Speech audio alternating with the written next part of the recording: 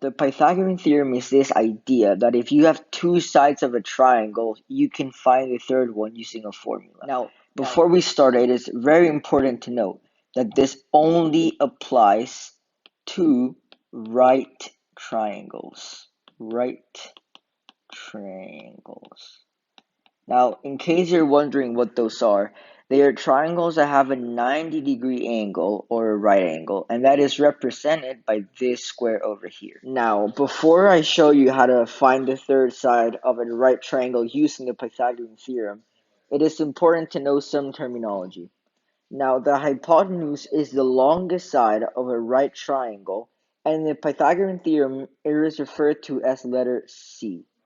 Now, it is really easy to identify since it is the side that is always opposite to the right angle of the triangle. To make sure you understand the concept, I'm gonna draw a couple of more right triangles.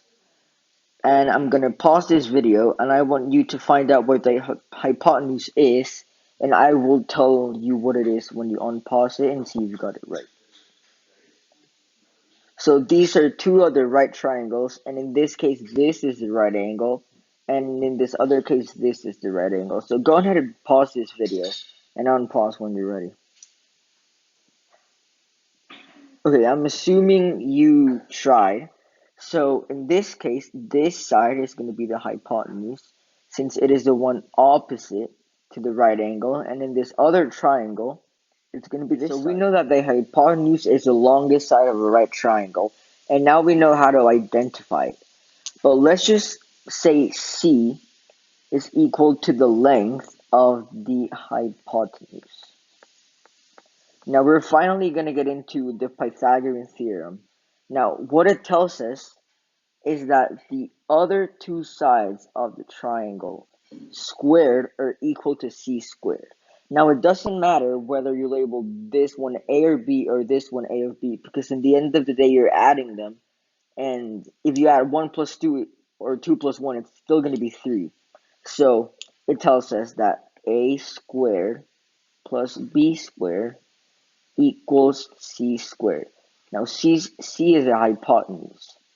So it's telling us that the other two sides squared are equal to the longest side of the triangle. Now I know this may sound a little bit confusing at first, but let's do this with a problem to clear things up. So I'm going to draw a right triangle. This is going to be the right angle, so therefore this is going to be the hypotenuse, side C. And now, as I said before, it doesn't matter whether you label this A or B. So I'm going to say this is B and this is A. Now I'm going to give A a length of 4.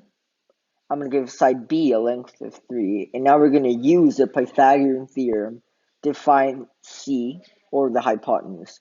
So remember the formula, which is A squared plus B squared equals C squared. So now we just have to substitute the values in. So we have 4, which is A. So 4 squared plus B squared, which is 3. So it will be 3 squared equals C squared. Now let's simplify this even further, and we would get 16, which is 4 squared, plus 9, which is 3 squared, equals C squared. Now we would add these two, and you would get 25 equals C squared. Now, how do we get rid of a square? Well, in this case, we would only take the positive root because you can't have negative distances.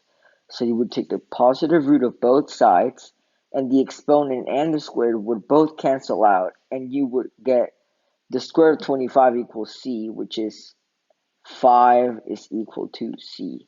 So now we know the longest side of the triangle. Another example, but instead of finding the length of the longest side, we're going to find the length of one of the two smaller sides. So let's start by drawing a right triangle. Here's the right angle. So therefore, this side is going to be the hypotenuse.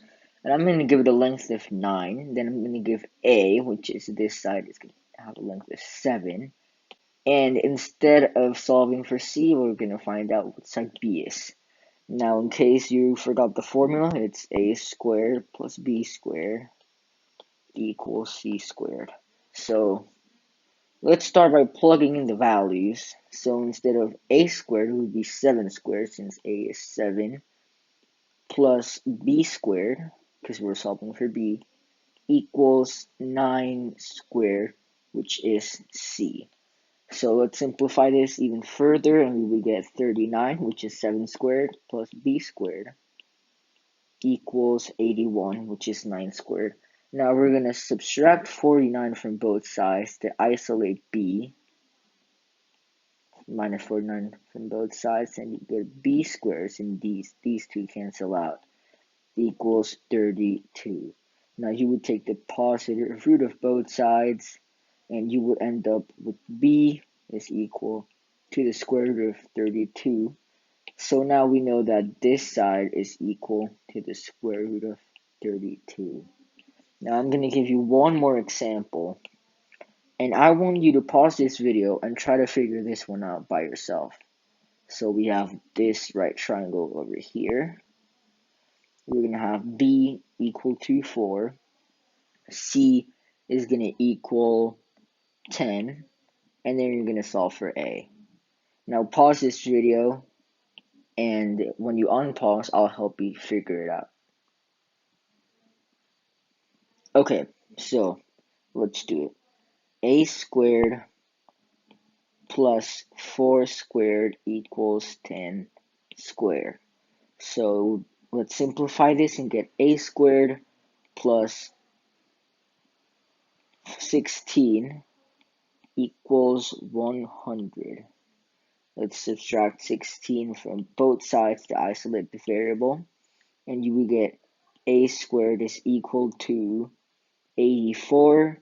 Now take the positive root from both sides, and you would get that a is equal to the square root of 84. So now we know that this side right here is equal to the square root of 84.